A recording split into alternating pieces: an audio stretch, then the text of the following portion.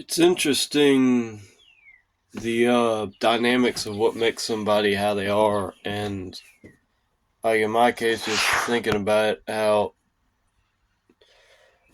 well, you have a lot of guys, they don't understand women, and it's become a joke that men don't understand women, and well, there's a reason for that. It's not just that women can't be understood; it's just that men aren't designed, or men are usually not taught how to understand women. They're taught how to understand men, how to understand being a man, that sort of thing, and not understanding that there's other stuff going on. And like going with that, like doing a psychological evaluation of me, I have two sisters.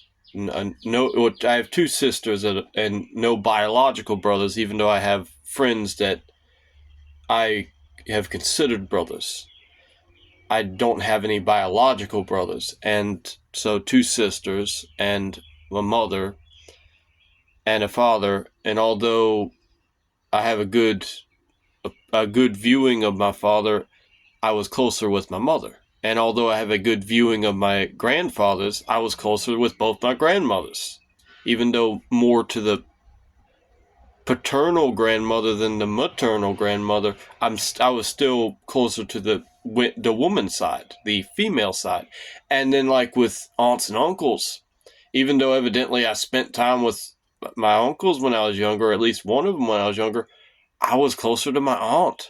That's the dynamic. And so I mean, the combination, closer with my mother, closer to sisters because I didn't have any brothers, and closer to my grandmothers than my grandfathers, even though they were, everybody there. But I spent more time with the grandmothers, spent more time with, well, when you're younger, spend more time with the mother because the father's working, in my dynamic anyways, and spent more time dealing with sisters because I didn't have any biological brothers. So in the household, it was me, and in the beginning, me and an older sister, and then later on, me and a younger sister, with the older sister going her own way, and at one point, all of us together.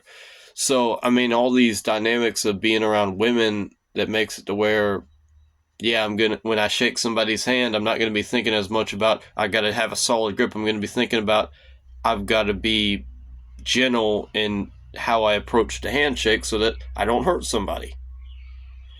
And I don't regret that. I don't have a problem with that. I mean, I'll press in more if I want to, but I don't force it, I'm fine with having a softer approach to that, being more gentle, because it is good to have that. And it's like, you have some guys where when they fight someone, they will go all out. They will use all of their stamina for the first hit. I don't do that. I will restrain how much I'm willing to hit, and then because of that, I'm going to have more stamina than somebody else I'm fighting because I'm not actually hitting with all my force. I mean, that's like I was moving a motorcycle onto a trailer once, and I could feel how when I actually applied all of my strength, I got the bike up there. But before that point, because I'm inclined not to use all my strength, I wasn't. I was using a lower position of strength because of that dynamic of, I mean, when you roughhouse with sisters compared to when you roughhouse with brothers, there's a dramatic difference in that. Because you're going to be taught to be way more gentle with the sisters than you are with the brothers. So that whole dichotomy, or maybe not dichotomy, but that dynamic of things. Recording will be